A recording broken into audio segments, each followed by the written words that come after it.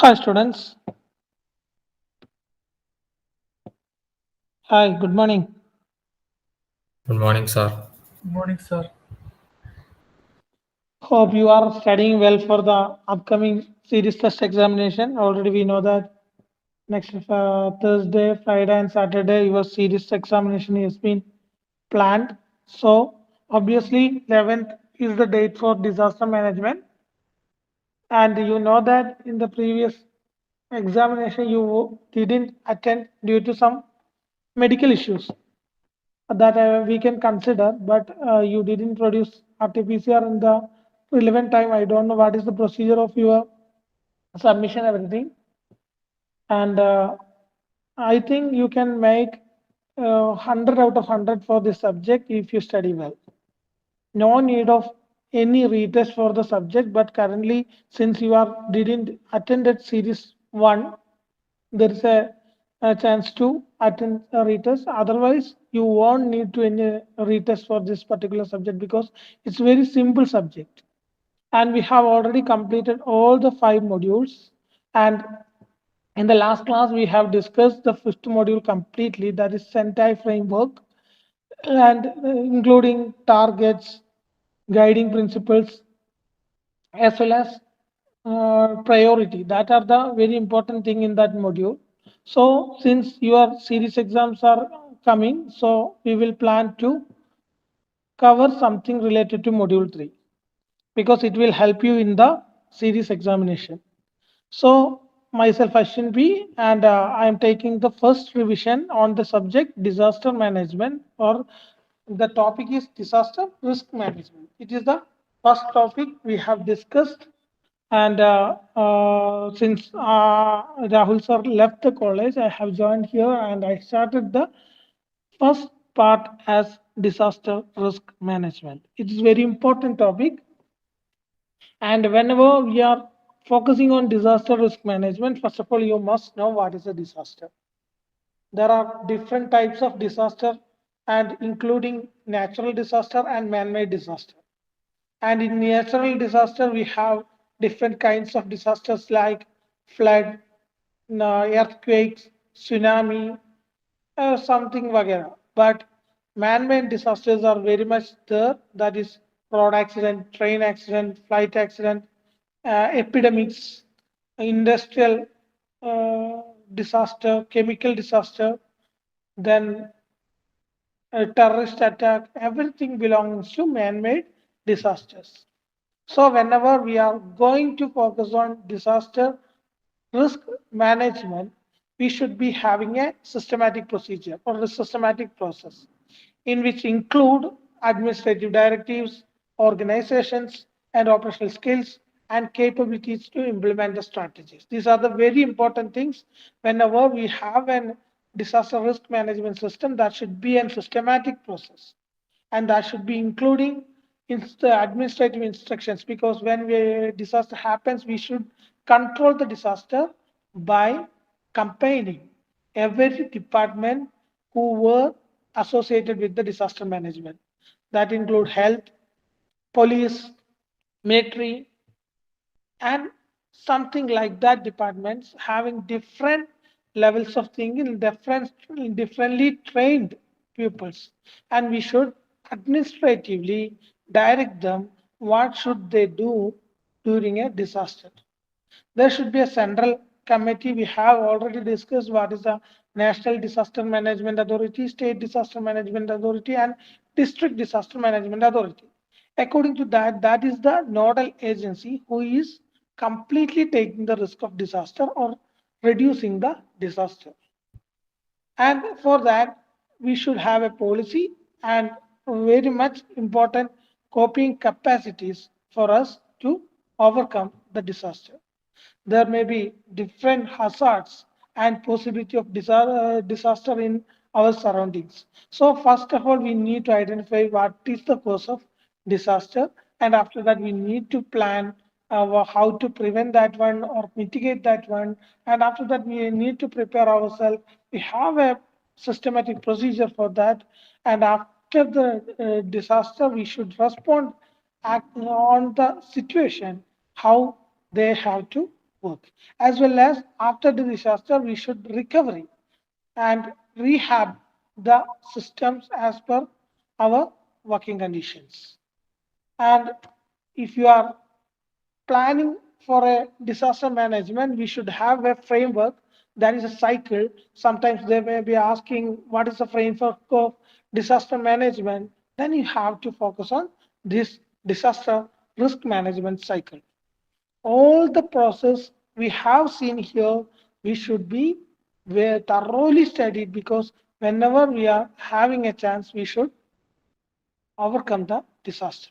So reduce the disaster risk. So we have the cycle starting from risk identification bar assessment. This is for students who were not attended those classes, and someone who is preparing for the series exam, they will be getting benefit of this class. So first of all, disaster risk management process or cycle comprise of main elements as risk identification and assessment, prevention and mitigation, preparedness, disaster recovery. We should be very careful, and you can see a figure of disaster risk management starting from risk identification and assessment. When there is a chance of a disaster, we have different analysis should be done to identify the impact of disaster. For that, we should analyze the hazards and we should monitor the effects. And we should conduct vulnerability analysis, or what will happen to the pupil and what will happen to the properties of pupil. There will be a vulnerable community, and what are the losses they may occur due to this disaster. That should be reminded or memorized or analyzed in vulnerability analysis. And after vulnerability analysis, we should identify or determine the risk. And during disaster risk determination and finding the values or hazard analysis as well as vulnerability analysis, we should have a proper idea to plan the disaster management. For that, first of all, the first step after identification of disaster is to take plans to avoid that disaster, that is prevention methods. And for that, we can use land use planning. That is, if in a landsliding area, we can use some trees. We can plant some trees. We can build some forest area to prevent landsliding by proper land use planning. We know that in Kerala during last flood season, a lot of area, a lot of area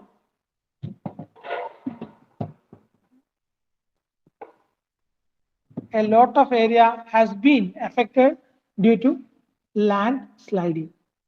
And to overcome that, we have planned to shut down many quarries nearer to the hilly area, which were the causes of main causes of, we cannot say that are the causes, there were also the main causes of disaster.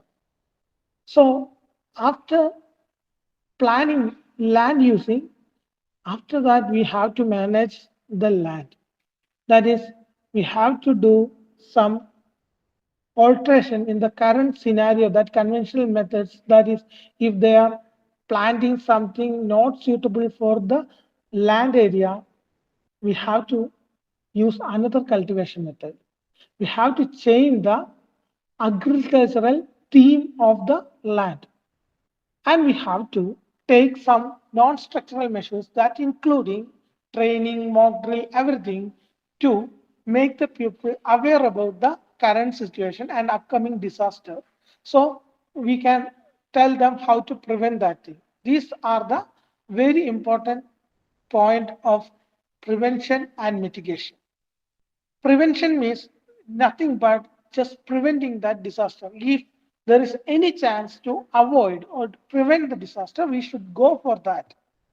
Even after that, we cannot prevent means we have to use the second technology, that is mitigation technology. That is, whenever a a disaster will happen. That idea is in our mind. We have to shift the pupil from that location for safeguarding the pupil and shift the equipments, components, properties of the pupil to safeguard them. And as well as we can have some self-training methods. We can motivate them. We can train them as a volunteers. They can escape, evacuate, participate in all disaster risk management activities as per the guidance of the Disaster Management Authority or Disaster Risk Management Authority. And after that, mitigation methods are done, our capacities are built. After that, we have to focus on preparedness. When a sudden disaster coming, that will be a huge problem for the vulnerable community to escape from that location. So we need to provide them an early warning. In the last year, I have mentioned this example when I am taking this class. Since it's a revision class, I will mention the same example, that is during the last flood season, we have dam shutter opening. Due to excess water level in the dam, the government are forced to open the shutters of different dams in Kerala, around 30 or 40 dams in Kerala. So if the dams are suddenly open, means a lot of life as well as property will be damaged. So for that, we have given early warnings at three levels. First one is orange warning, sorry, yellow warning. After that, orange warning. Then finally, the red signal, the red warning. So when the pupil are received a yellow warning, the people were aware that there is a chance, there may be an opening chance of shutters, and we should be very careful and we should ready to shift our properties from the location, and we should be ready to evacuate ourselves to a recovery agency or center. So after some period, if the water level is still increasing, the government are given the second warnings, that is orange alert. Automatically people were very much known to this situation that there is a chance, huge chance. So they were packed their things, they may pack their properties, they may prepare their self preparing kits, that is for at least 3 days. If the people are not in a good situation, they should have their food as well as cloth, everything. So they should prepare a 72 hours kit for themselves for overcoming such situation. And after that, and very nearer to that disaster, if there is a 2 hour or 3 hour, there may be the third warning, that is the third early warning system, that is red alert according to our government rules. That is a sure signal that there will be opening of shutters and you are going to affect by that disaster. If the third warning got by the pupil at the lower level of the dam should shift their location as well as take the bags which is prepared at the stage of second warning and go from the evacuation centers. So definitely they will be saved. And after the shutter closing, they can come back and clean everything, recover everything, and stay as they lived before. So this is the first thing, early warning. And after providing early warning, we should be having a evacuation procedure. If everyone is focusing on a particular area, there may be lagging of other areas. There should be medical treatment. There should be 1 minute.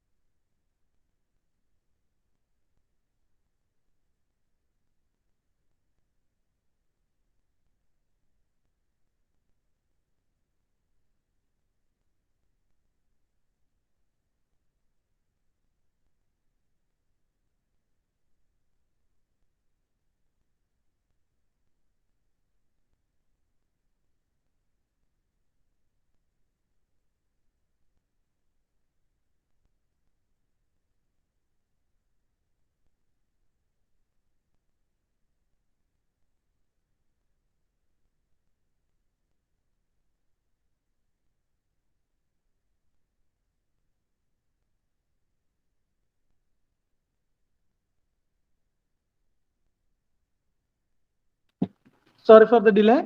After early morning, we should have an evacuation plan. And evacuation is very mandatory during a disaster because we are losing a lot of life due to disaster may prevented or reduced by proper evacuation. There should be medical team, there should be police team, there should be fire force, there should be military, as well as we should have different volunteers, local people who were aware about the local conditions and situations. And these are the important area we should focus on. And after that, we should be able to have a team for emergency planning.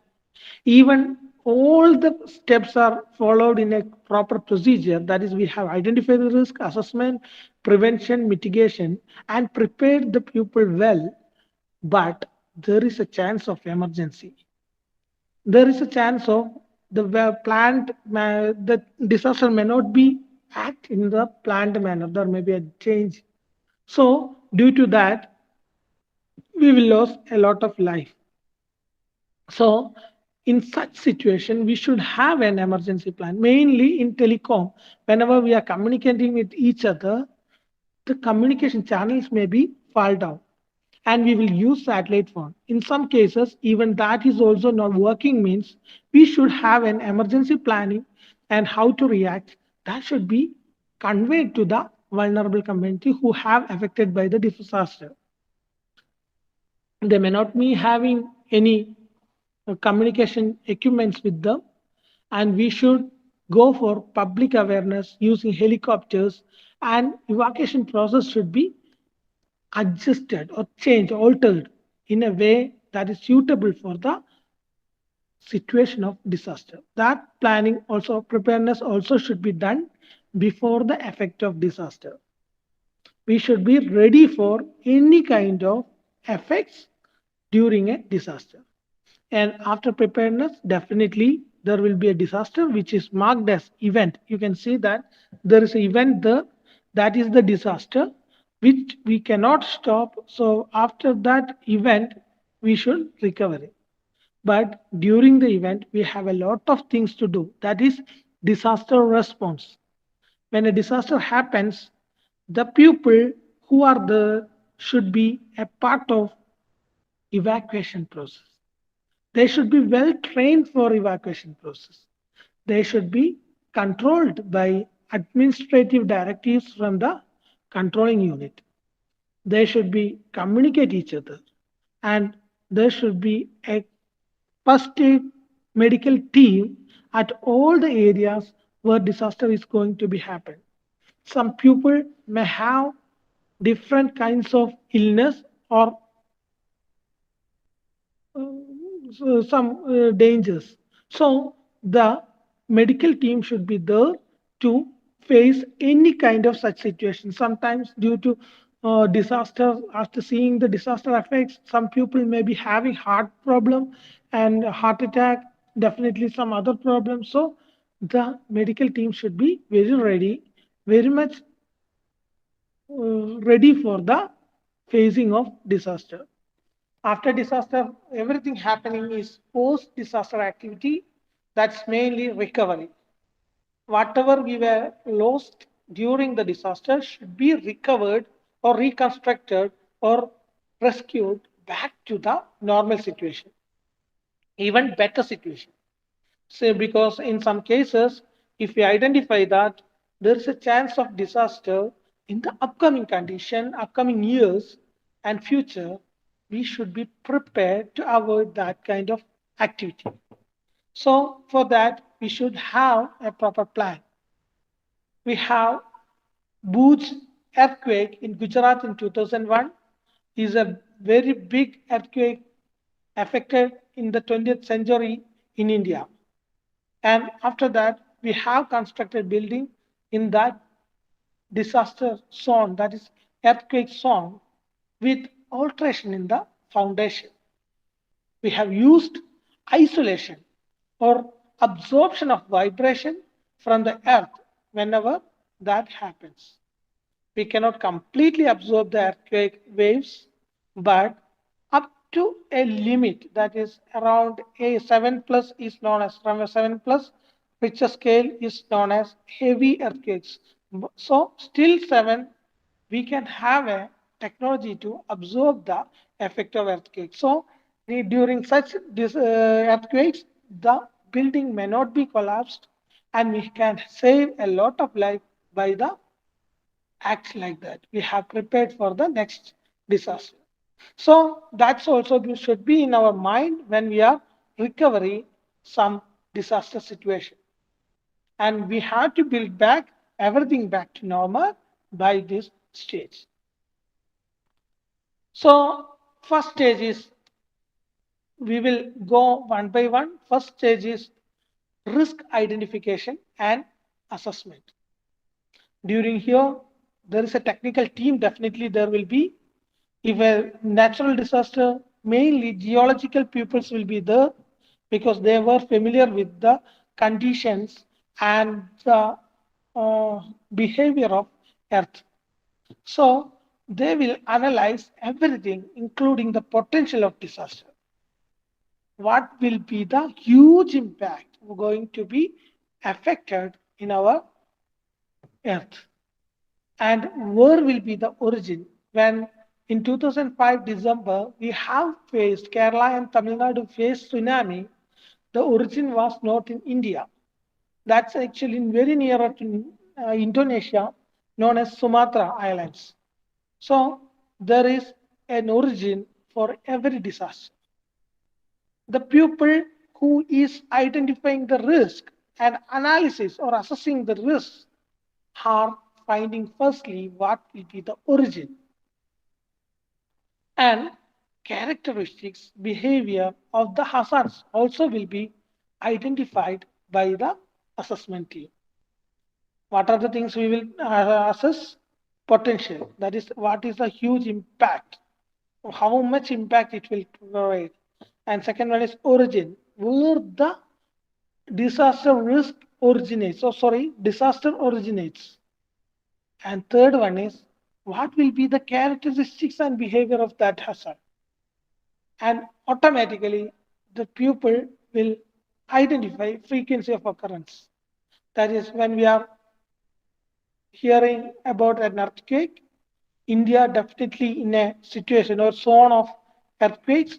When we are thinking the Himalayas, the Indian continent is moving towards Asian or Eurasian continent. So due to that adhesion, there a land is coming up that is known as Himalaya. So continuously it is moving towards each other. Due to that, Himalayan regions are under very heavy earthquake situations. Considering for the last 150 years, the most earthquakes have been reported at the Himalayan region, where Indian subcontinent is matching with Eurasia. Indian subcontinent also includes Pakistan, Bangladesh, Sri Lanka, everything that is going to hit continuously on the Eurasian continent.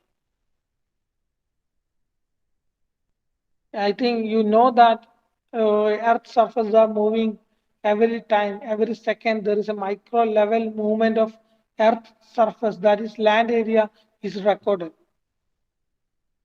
And due to that, we have how a theory of continental movements. We have 7 continents in our Earth. So these continents have been found or derived from a single continent known as Pangaea. Pangaea and Pantalasa. I think you have studied these things in your early classes. And Pangaea is the land area which is split into different continents as we are seeing now. First, when Earth is formed, there is only a single land area known as Pangaea and surrounded by a waterland known as Pandalasa. From that, as per the theories of Alfred Wegener, the different peoples have made some theories. Our continents have been constructed as now. So, due to that, movements, earthquakes are common in Earth's surface. So, we should be thoroughly focused on frequency of occurrence as well as magnitude of consequence in the disaster risk identification and assessment. Even engineers who are interested in disaster risk management and disaster risk identification, having wide range of opportunity in this field. So if you are interested, you can go for geothermal studies and understand the behavior of earth surface, especially mechanical and civil engineers getting good opportunity in this disaster risk identification and assessment. And for that assessment, we have hazard analysis, vulnerability analysis, and after that, we will identify the risk. And application of disaster risk measures mitigation. Second stage വരുന്നത് planning and implementation of structural events if that's required or non-structural measures like disaster legislation. We have already discussed what are the disaster legislations in India, and we have already discussed what are the structural interventions in India. And for that, to avoid drought, we know that drought is an important disaster in India. We need to save water to avoid drought in India. For that, from first 5-year plan onwards, we are giving much importance for dam construction as well as sea defense. We are using different kinds of dams for the avoiding of disaster. But in some cases, excess water level in the dam may cause flooding disaster in surroundings. So we should be planned well while constructing a dam and planning for a maximum level of water storage. And in some cases, we are facing tornadoes, everything.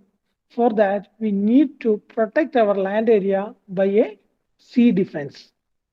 We need to construct wall in the areas where a heavy chance of tornado going to happen and tsunami going to happen.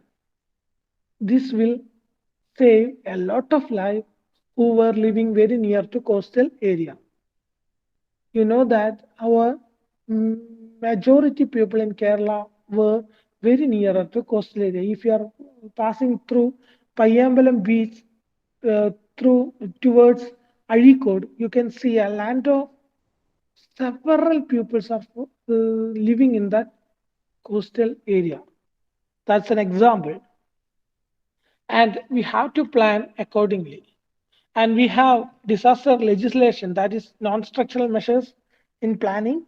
That is, we have some rules and regulations for building something in the land. We should have permission from the government if we are building a construction building in the location. If you are building a house, we should have a permission from the municipality. If you are planning to build a workshop or something industry, you should have permission at least. That are known as disaster legislations. The National Disaster Management Authority will be the responsible authority for approval of disaster legislation in national level.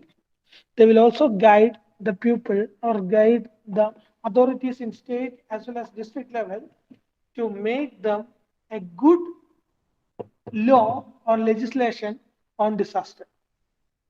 And after that, we should have another step, that is disaster preparedness and emergency management. As we have already mentioned, even after preventing and mitigating, there is a chance, there will be a chance of disaster. To avoid that, we should have a look into create disaster preparedness among the people. That should be including structural preparedness as well as non-structural preparedness. In structural preparedness, we will provide capacities like if floody area, we should provide drainage channels clean as well as making rivers clean and provide walls surrounded to rivers to avoid water flow towards the cities. These are structural measures. And there are non-structural training that including training, mock drills, everything. We will aware the people. We will give information about the disaster, effect of disaster, what should follow during a disaster, everything in the non-structural measures. After preparing for the disaster and planning an emergency situation, that is, even we are planning, there's a chance of another thing happening due to natural disaster things because we cannot predict 100% that this is going to happen there. If that is possible, we can change our life. We can increase our life. That is, if your life is around 60 years, if I am aware about that, definitely we will know what is the cause of my death. So I will not go there and I will change my lifespan. So we cannot predict 100% or we cannot identify 100% risk in a disaster. So in such situations, we should have a planning for emergency. We should have a proper team for evacuation. Everything should be in this level.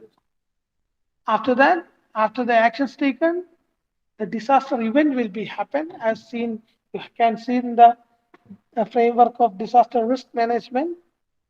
After that, we have to recover or reconstruct everything in that situation.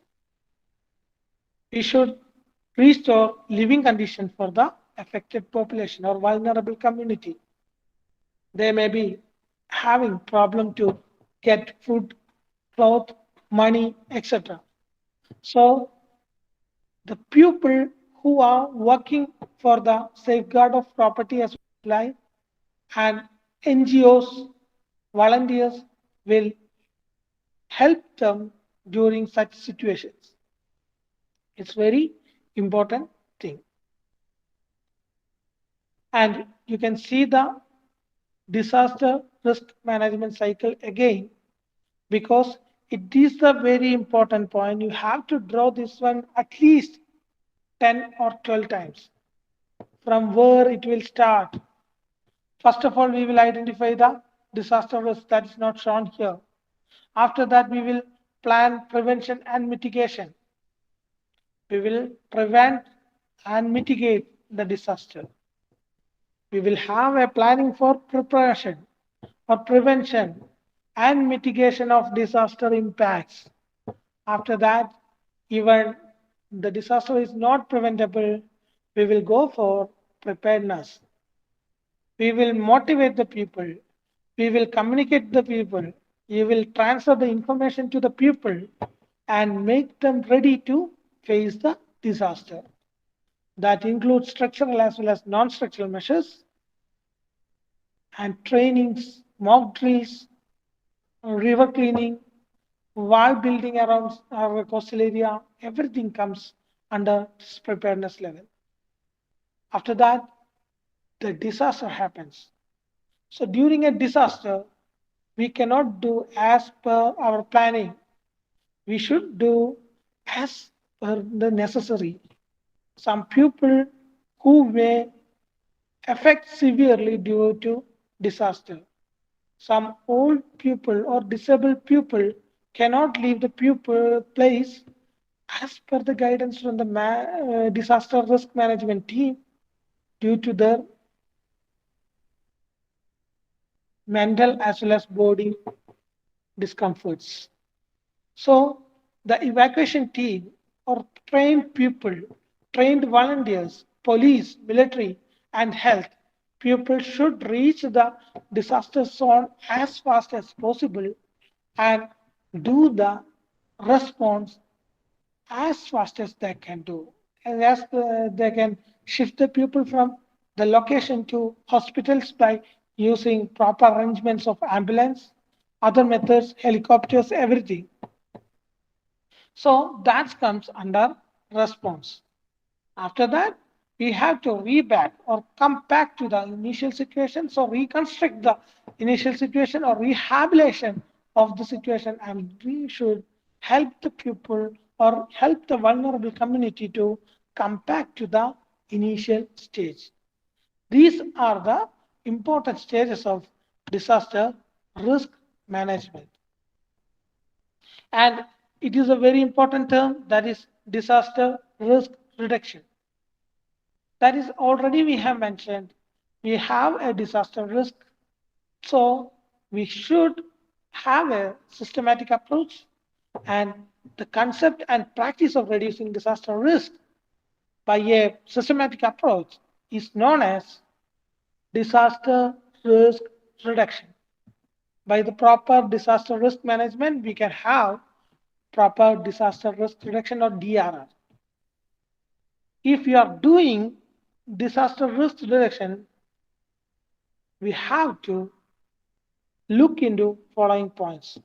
That is, through reduced exposure to hazards, lessen the vulnerability of people and property, wise management of land and the environment, improved preparedness for adverse events. That is, there will be additional events may be coming, so we should be prepared for that.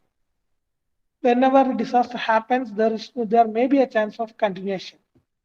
If you say in Sumatra, there may be a huge earthquake happened. Due to that only, the tsunami was came. So there is a chance of another disaster due to this effect may arise. So we should prepare for everything. We can reduce the risk, or risk reduction can be done by reduce exposure to hazards, lessen the vulnerability of people and property, wise management of land and the environment, and improve preparedness for the adverse events.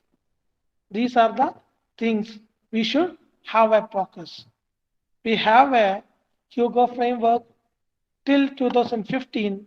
According to that, we should have focus on government, governance, risk identification, assessment and monitoring, early warnings, knowledge management and education, reducing underlying risk factors, preparedness and effective response and recovery. And we have already discussed the second term, that is Sendai framework, how that overcome Hugo framework actions. We have a plan for 2030 according to Sendai framework, and currently we are following that. So that's written here. So we should be having a proper teamwork for the prevention. Since our time is gone, we will discuss this in the afternoon session. Next hour, we will discuss the same.